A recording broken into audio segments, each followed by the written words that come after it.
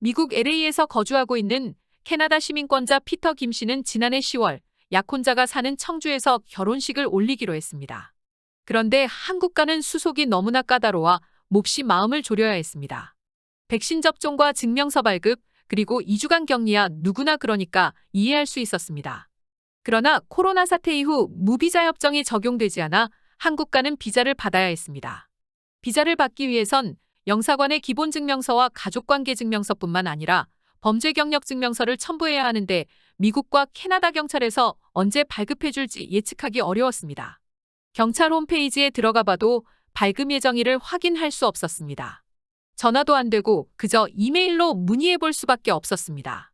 범죄 증명서나 비자가 언제 나올지 모르니 비행기 예약도 하기 어려웠습니다. 피터 김 씨는 겨우 결혼식 전에 들어갔지만 캐나다 부모님들은 한국을 가는 것을 포기하고 줌으로 결혼식을 지켜봐야 했습니다. 반면 캘거리에 사는 50대 김미영 씨는 지난해 5월 한국에 나갔을 때 비자가 필요 없었습니다. 10여 년 전에 가족과 함께 캐나다 영주권을 받았지만 시민권을 받지 않고 여전히 한국 여권을 갖고 있었기 때문이었습니다. 11월에 돌아왔고 지난 2월 부친상을 당하자 또다시 급하게 한국으로 들어가는 등 왕래에 큰 불편함이 없었습니다. 20년 전 캐나다로 이민 온 분들은 대부분 캐나다에서 3년 지나면 서둘러 시민권을 신청했습니다. 캐나다 시민권자가 되면 좋은 점들만 많이 있는 것으로 생각했습니다. 아들이 있는 경우 병역 의무 문제가 있어 캐나다 시민권을 따고 한국 국적 포기 신고를 했습니다. 그런데 그냥 영주권자로 남고 굳이 시민권을 따지 않으려는 한인 이민자들이 늘고 있습니다.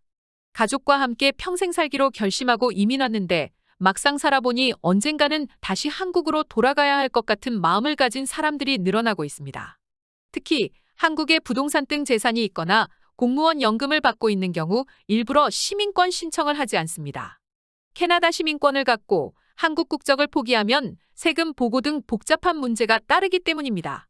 지난 연초 시민권을 취득했다는 토론토의 조성준 씨는 코로나 사태로 캐나다 시민권자의 한국 방문이 어려워져 영주권으로 다시 바꾸고 싶은 심정이었다고 말했습니다. 또 다른 한 40대 한인은 내년에 시민권 시험을 보려고 했다가 생각을 바꿨다고 말했습니다. 자녀들 교육이 끝나면 의료 서비스가 좋고 역동적인 한국으로 되돌아갈 생각도 갖고 있기 때문입니다. 부모님이 경기도에서 사업체를 운영하고 있고 나중에 재산 상속과 증여 문제가 있을 수 있어 그냥 영주권자로 있는 것이 더 낫다고 생각하고 있습니다.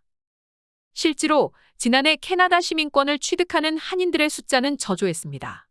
연방이민부 자료에 따르면 지난해 시민권을 받은 한인은 1,375명이었습니다. 이는 2년 전 1,260명보다 약간 증가했지만 2015년 6,000명, 2018년 2,399명에 비교하면 크게 감소한 것입니다. 캐나다로 오는 한국 이민자의 숫자가 줄은 것은 아닙니다. 지난해 영주권을 받은 한인은 총 8,235명으로 전년에 3,285명에 비해 2배 이상 늘어났습니다. 한인들의 시민권 취득 기피 현상은 코로나 사태 이전부터 시작됐습니다. 캐나다 한인 이민자들이 시민권 취득을 꺼리는 것은 캐나다 국적을 따봐야 실익이 별로 없다고 생각하는 경향 때문으로 이민관계 전문가들은 보고 있습니다. 한국이 경제적으로 잘 살게 되어 역이민과 양국을 왔다 갔다 하는 여격이민이 늘어나고 있습니다. 이런 추세 속에서 한국 여권을 갖고 있는 것이 오히려 더 유리하다고 생각하고 있다는 것입니다.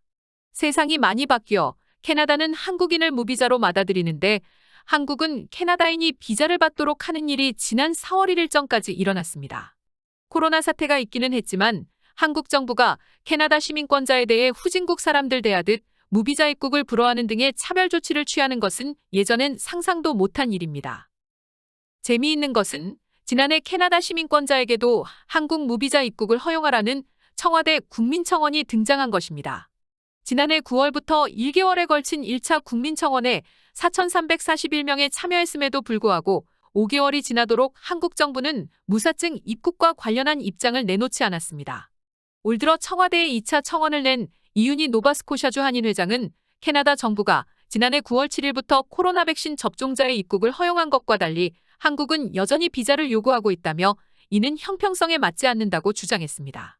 이제 한국 정부의 비자 요구가 풀렸지만 지방에 거주하는 캐나다 동포들은 공관 방문 어려움으로 부모가 돌아가셨을 때 한국 방문에 큰 어려움을 겪었습니다.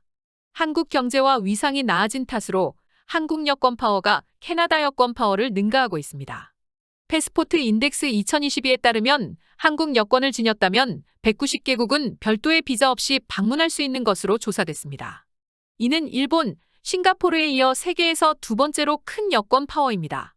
이에 비해 캐나다는 미국, 영국 다음인 7등급으로 185개국을 무비자로 방문할 수 있는 것으로 조사되었습니다.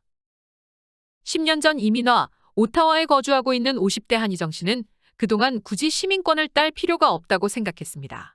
정치에 관심이 없어 캐나다 투표권 없어도 괜찮다고 생각했습니다. 그러다 최근 시민권을 신청했습니다. IT 관련 공부를 하고 철밥통이라는 공무원으로 취업을 원한 김 씨는 시민권자가 아니면 공무원 되기가 힘들다는 것을 깨달았기 때문이었습니다.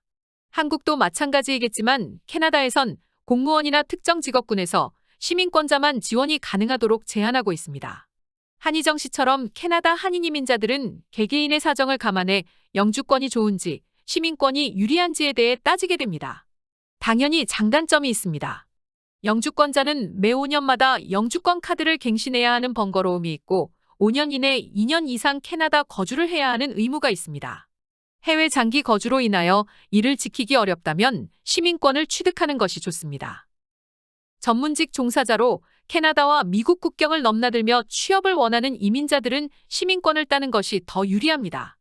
캐나다 시민권자는 미국 회사로부터 나프타 협정에 의해 지정된 전문직 카테고리의 잡오퍼를 받은 경우 매우 간단한 절차로 TN 비자를 받을 수 있습니다.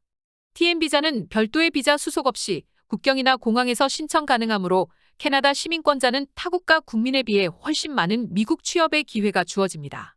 뿐만 아니라 캐나다 시민권자는 미국 대학 유학 시 이민국을 통한 학생 비자 수속 없이 국경이나 공항에서 바로 비자를 받을 수 있습니다.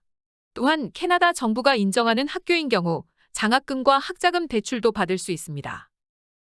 65세 이상 한인 이민자들은 캐나다 시민권을 지니고 있으면 캐나다 연금을 받으며 한국에서 살 수 있고 이중국적자로 한국의료보험 혜택을 받을 수 있습니다.